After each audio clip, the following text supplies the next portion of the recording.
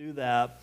But I wonder, have you ever been absolutely convinced that something was over, and then you find out later that it wasn't? Maybe it was a sporting event with a big comeback. I think we've all probably experienced that. Maybe you were like me. You were devastated when Twinkie announced that it was a goner. But then magically, a year later, they make a comeback. Or maybe it's something more serious in your life, something that actually matters. Maybe it was a relationship that you thought was done, a situation that you thought could never change, a season of life where it felt like all hope was completely lost. It had completely run out. Well, that's exactly where the followers of Jesus found themselves on that first Easter weekend. All that they had lived their lives for, all that they had believed had come to an end. And this is where they find themselves. They had watched Christ die. They had watched his body taken down from the cross. They knew exactly where he was buried. But now, the tomb is empty. To them, it wasn't, he is risen empty, not yet anyways. It was just confusing. It was just unsettling. It was just empty, just missing. And for two of the disciples who are walking on a road to a place called Emmaus, Easter did not feel like victory. It felt like disappointment. It felt like a lot of questions. It felt like we had hoped, but maybe we were wrong. And it's into that moment, not certainty, not celebration, but confusion, that Jesus shows up into their lives. Luke's gospel uniquely records the appearance of Jesus on the road to Emmaus. In the beginning of chapter 24, the women have gone to the tomb on the third morning. They went with some spices that they had prepared to anoint the body of Jesus. And when they arrived, what they found was the stone was rolled away. Upon entering, they found the body that they'd come to anoint. It's nowhere to be found. A couple of angels appear and let them know that they're looking for Jesus in the wrong place. And I love the line that they use. They say, "Why do you seek the living among the dead? He's not here. He's risen." And that truth is central to everything that we believe as Christ followers. Our God is not dead. We don't need to look for him around the dead, among the dead. We don't put Jesus Christ in the same category of Muhammad or Buddha or Joseph Smith or anyone else who has declared themselves to be divine, to be more than human. Those men are all dead. Those men all have marked graves. Jesus will not be found among the dead. He stands in a category of his own, and he stands there victoriously because he is risen from the dead. The women return to the 11 disciples, and they share what they've seen and heard. And understandably, the disciples, they're not buying it. I mean, who would? Just a couple of days before this, they'd witnessed Jesus go through the most extreme, brutal execution. They witnessed the body of Jesus being pulled from the cross and placed into a borrowed tomb of Joseph. It's easy for us to say of the disciples, "Oh, ye of little faith." But if we're honest, we may not have known what to do with that news either. Luke records Peter running to the tomb. John's gospel records that the other disciple, who is what he called himself, going along with Peter. And I always love to point out that in John's gospel, he's sure to give himself credit as being just a little bit faster. Like, I just need the world to know that I was just a little bit faster than Peter. But when they got there, when they arrived, they saw the same thing that the women saw. A displaced stone, an abandoned linen cloth, an empty tomb. The resurrection of Jesus of Nazareth sent ripples all around Jerusalem. And the first appearance of Christ that the Gospel of Luke records happened on the road to Emmaus. Verse 13 of Luke chapter 24 says, "That very day, two of them were going to a village named Emmaus, which is about 7 miles from Jerusalem. And they were talking with each other about all of these things that had happened. Modern day scholars have no definitive answer as to where Emmaus is at. There's been a lot of great banter about it. There's a lot of speculation, but that's all it is. It's just speculation. We don't know. What we do know, based off of what Luke recorded, is that it was 60 stadia, or as our modern translations say, 7 miles in a modern unit away from Jerusalem. Outside of the distance from Jerusalem, we don't know much about Emmaus, and truth be told, it doesn't really matter. What's important are the events that took place for a couple of Jesus' disciples en route to Emmaus. Luke is clear that they are talking about everything that's taken place. They're talking about Jesus' death, his burial, and now his missing body. It was common and even virtuous to talk about spiritual and religious things as you walked. In fact, this is what Moses wrote in Deuteronomy chapter 6. You shall teach them diligently to your children. You shall talk of them when you sit in your house and when you walk by the way. This was a common thing to do. When you lie down and when you rise. I imagine that this conversation is fueled a lot more by questions than statements of fact. They don't know what's going on. They don't know why the body of Christ is missing. They've been on a roller coaster of emotions for the last several days. But as they're walking and talking, unbeknownst to them, Jesus himself shows up. It says, while they were talking and discussing together, Jesus himself drew near and went with them. But their eyes were kept from recognizing him. And he said to them, what is this conversation that you are holding with each other as you walk? Jesus appears to them, and it isn't really clear why, but they don't recognize Jesus. We just have to trust that God had his reasoning for that. I've heard people try to explain it away as to say, well, they're just still in shock. There's something emotional, mental going on. They're under extreme grief or whatever. But the Greek word that translates to kept, as in kept from recognizing, is kretein. And the literary form of this is called a divine passive, meaning that there was a divine agent who made this thing happen. In other words, these disciples are walking along the road and they are prevented by recognizing Jesus by God himself. Another divine passive verb shows up in verse 31 when their eyes are opened and they can suddenly see who Jesus is. They have the ability to recognize him. Again, I don't know why it played out this way, but it is clear that God wanted to accomplish something by clouding their minds. And Jesus asked them, hey, what are you guys talking about? What's this conversation you're holding with one another? What does this mean?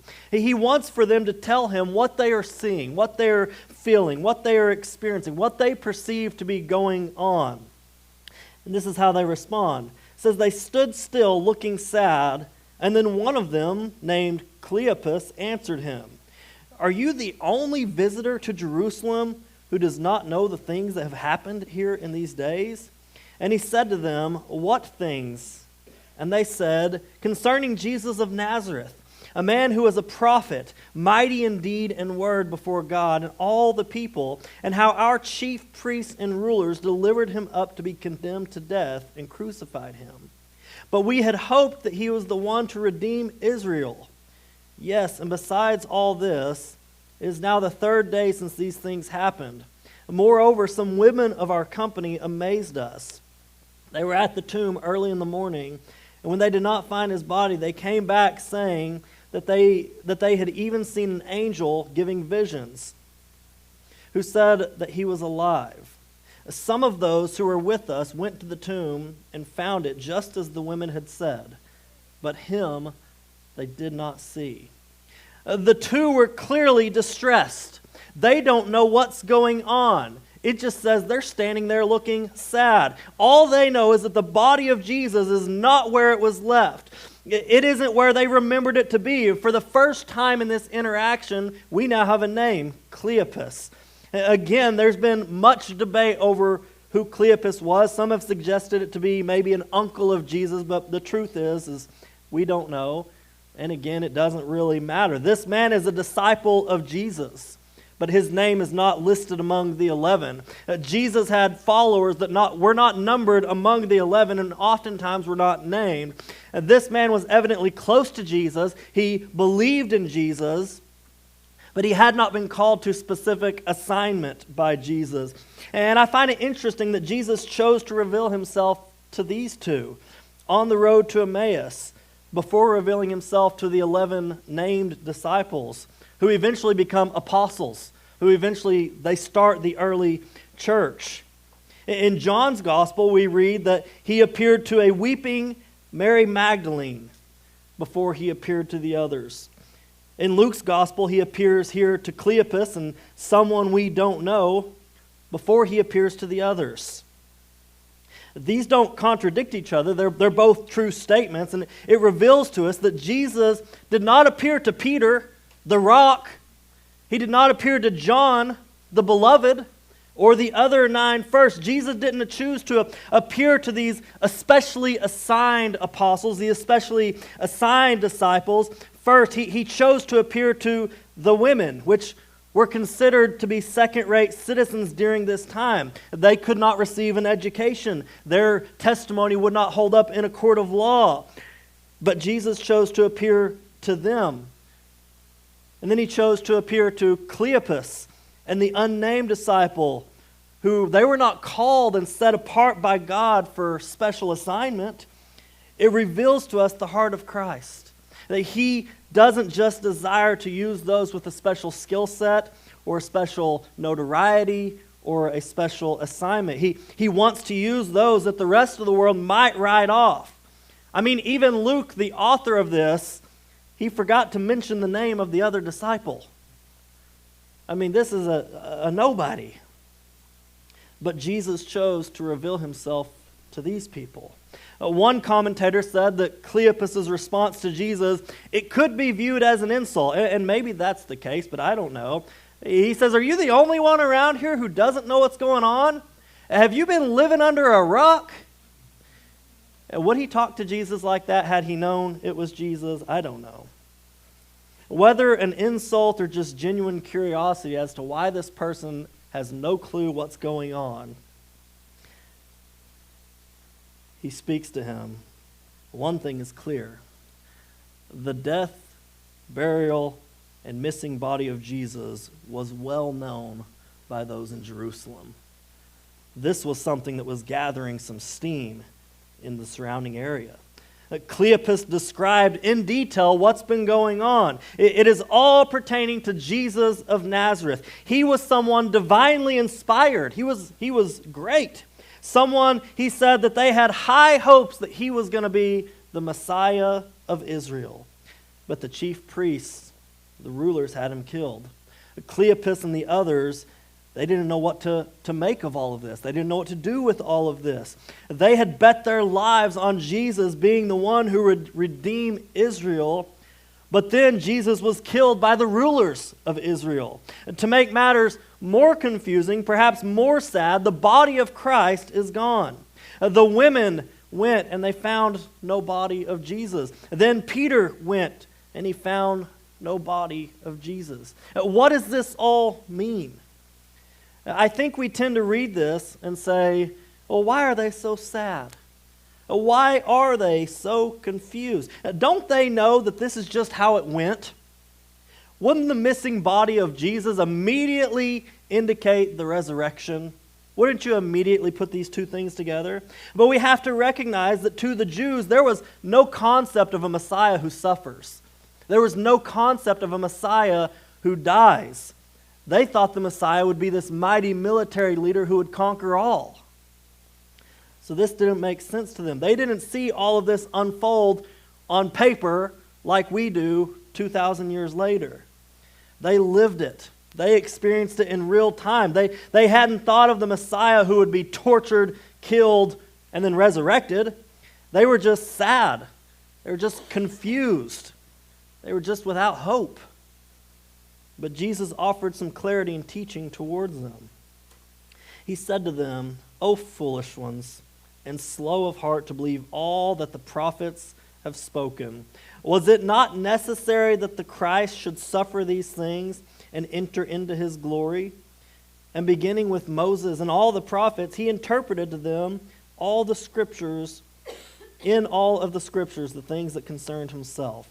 Jesus, who to Cleopas and the other at this moment is still just an unknown stranger, he lays it all out. He even rebukes them. He says, you've had a misunderstanding of what the prophets have written. You don't understand what you have read. The idea of a suffering Messiah, it's written all throughout the scriptures. This is what was necessary for the Christ to enter into his full measure of glory. This is what was necessary to happen for the fulfillment of his role as Messiah. And Cleopas and the other disciples, they love the understanding that this guy brings. They're going, man, we've never heard anybody teach like this. Although they have heard somebody teach like this, is why they're disciples, is why they've been following him. They loved the fire that he taught with. They loved the feeling that they got by listening to him. So they invited him to stay with them. It says, so they drew near to the village to which they were going. He acted as if he were going a little bit further, but they urged him strongly, saying, stay with us, for it is toward evening, and the day is now far spent. So he went in to stay with them, and when he was at the table with them, he took bread and blessed it and broke it and gave it to them.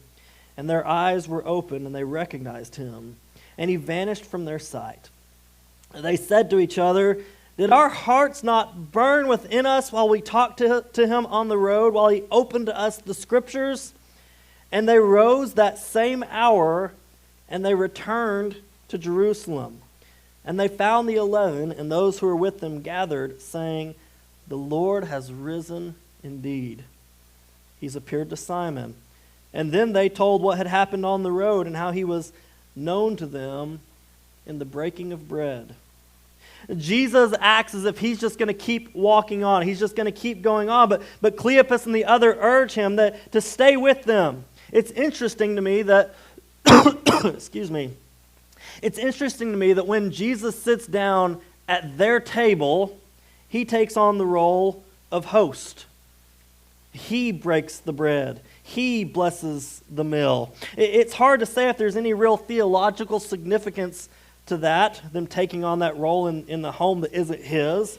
But I can't help but wonder if it is to send some sort of memory to the other times when Jesus did just this before he opened up a meal, before he opened their eyes to reveal who he was. When he fed the 5,000, he broke bread and he blessed it. At the Passover meal where he instituted the Lord's Supper, he broke bread. He gave thanks for it. So I wonder if upon hearing Jesus saying this and then upon him opening their eyes, it all just comes rushing back to them. Was there an overwhelming sense of peace and awe? Did this help to solidify who Jesus really was, what Jesus had told them?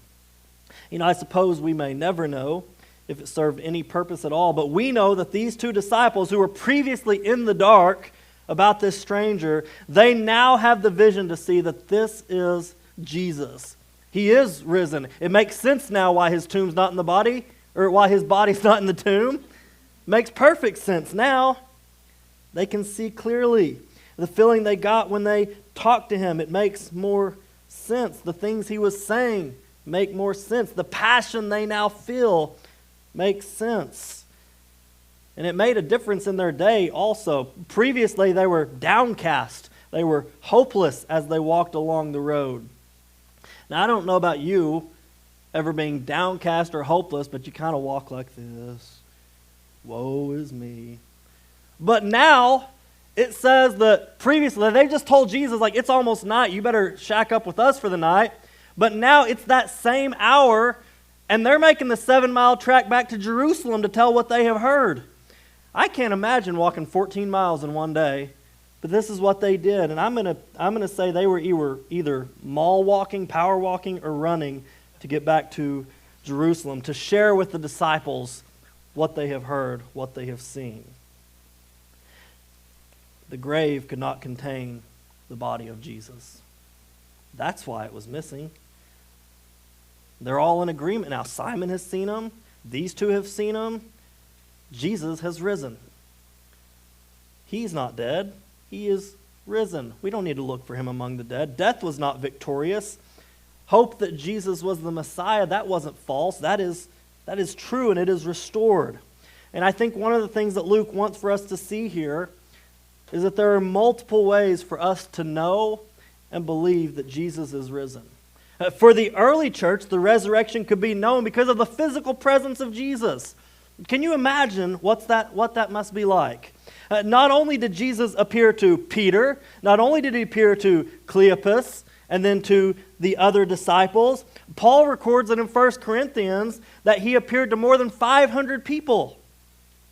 He says this is fact. You can go ask them. Most of them are still alive today. There were a lot of eyewitnesses to the resurrected Jesus.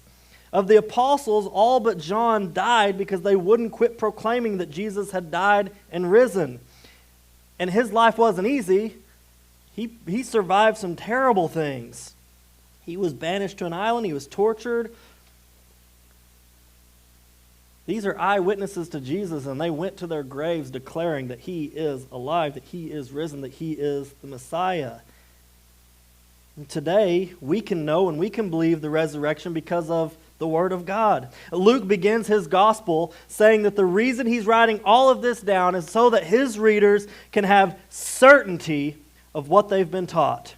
But Jesus also showed as he talked to Cleopas that you read all throughout the Old Testament, it all points to himself. It all points to Jesus as the Messiah. We can trust that the Bible is the accurate story of reality.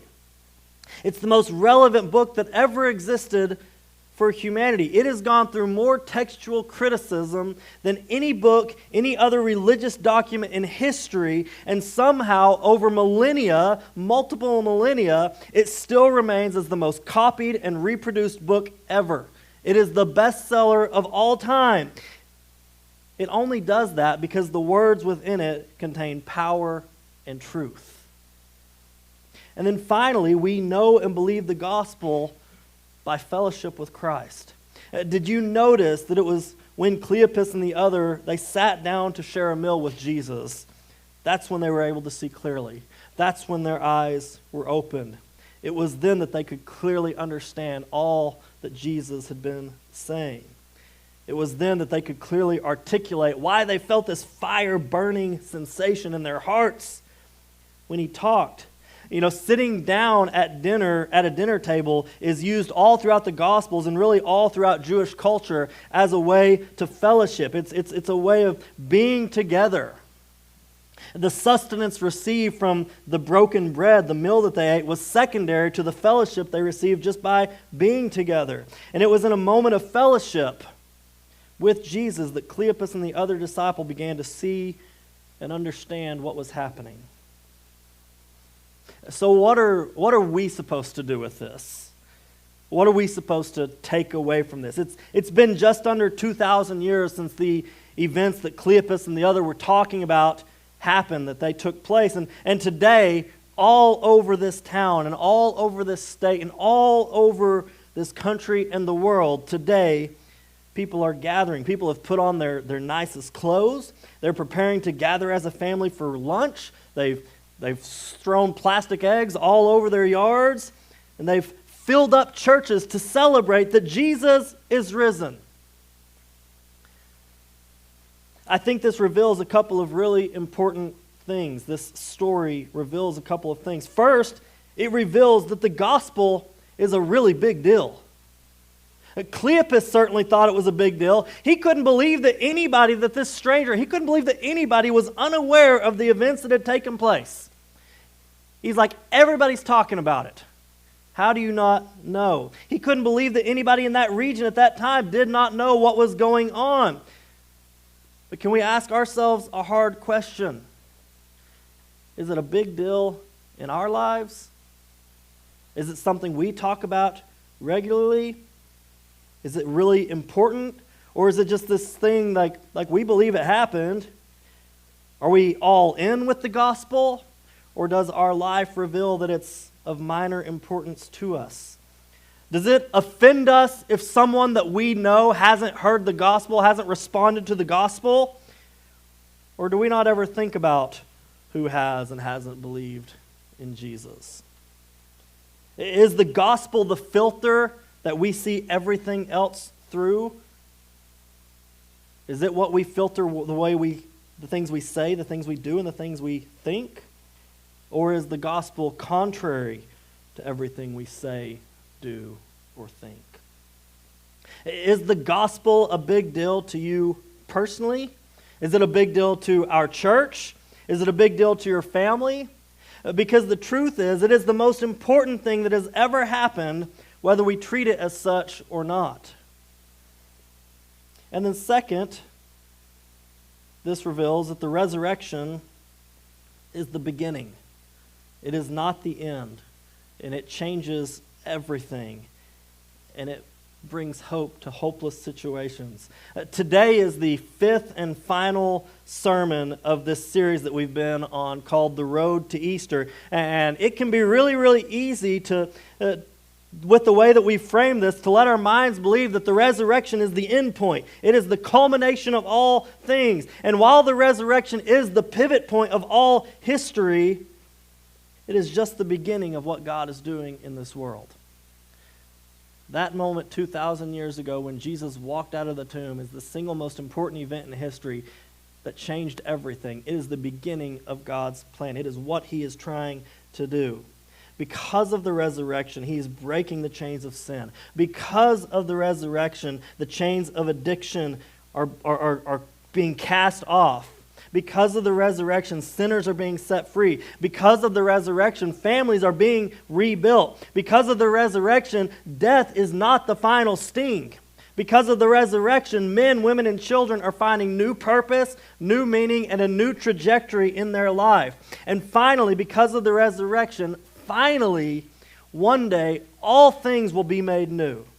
All the things that we look around and we see that are wrong, all of that will be made new.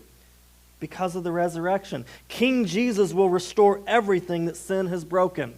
The resurrection is a big deal. The resurrection changes everything. The resurrection gives hope to hopeless situations.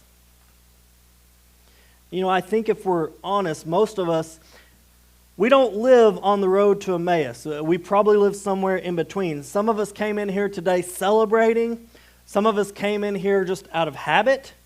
Some of us came in here probably carrying some doubts, some questions, some disappointments.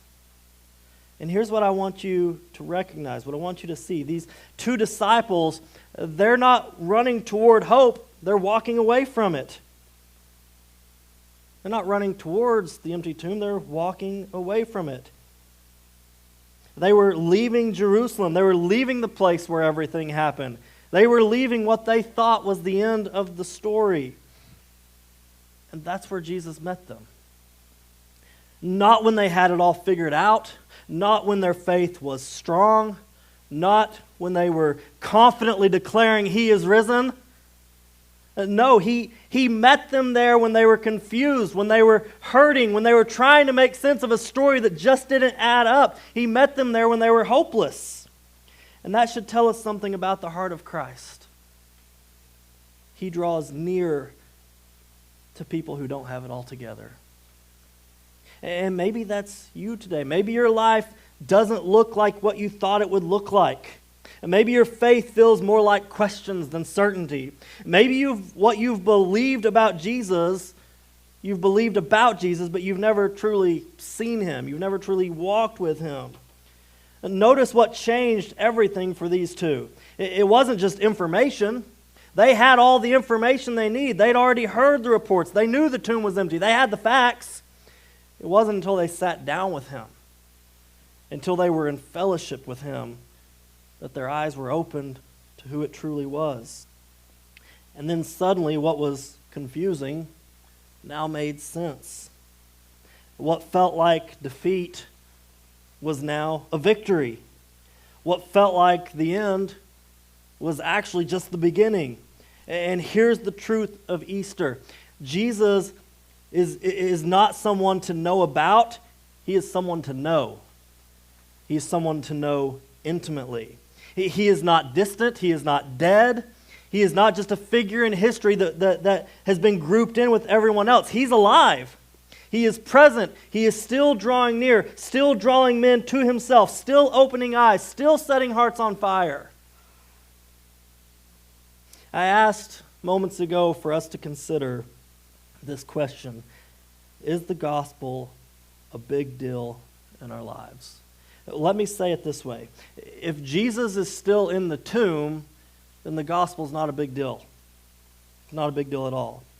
But if he really did walk out of that grave, if death really did lose, if sin really was defeated, if new life really is available, then it's not just a big deal, it's the only deal. It's the only thing that matters. It is everything. And the resurrection does not just mean that something has happened, it means that something can happen in you, for you, and through you. Chains can break. Sin can be forgiven. Shame can be lifted. Purpose can be restored. Life can begin. Not someday, now. So here's the question that I want to leave you with on this Easter Sunday. Are you just walking and talking about Jesus? Or have your eyes been open to truly see who Jesus is? Are you walking with Jesus, talking with Jesus? Because these are two different things. Today, you don't need to figure everything out. You don't need perfect theology. You don't need a clean slate. You don't need all your questions answered. You just need to respond to the one who is already drawing near to you and drawing you towards himself. The one who went to the cross for you. The one who walked out of the grave for you. The one who is still pursuing you even right now. And if today is the day that your eyes are open, if today is the day that your heart starts to burn within you, then don't walk away from that moment. Run towards it, just like the disciples did. When they figured it out, man, I think they were hauling tail to get back to Jerusalem. Because the tomb is empty. Jesus is alive, and that changes everything. Let's pray together.